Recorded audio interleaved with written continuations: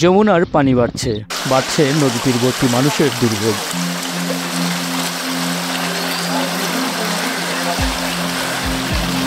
এরই মধ্যে নদীর তীর উপচে বন্যা নিয়ন্ত্রণ বাঁধের অভ্যন্তরের প্রায় ২০০ পরিবার পানিবন্দী হয়ে পড়েছে।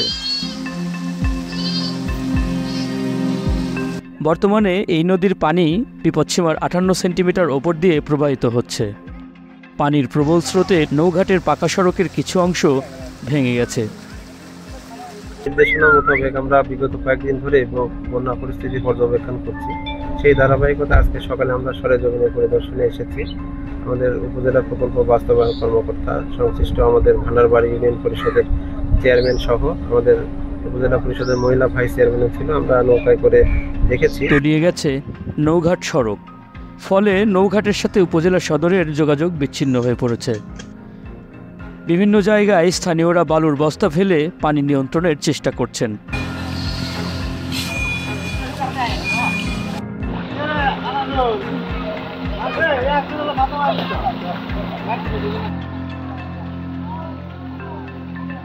জন্মভূমি প্রিয় ভান্ডারবাড়ি সরাবাড়ি গ্রামে যমুনা নদীর পানি বৃদ্ধি পাওয়ায় আমাদের সরাবাড়ি এই গ্রামের রাস্তাটি মেন রোডটা ভেঙে যাচ্ছে।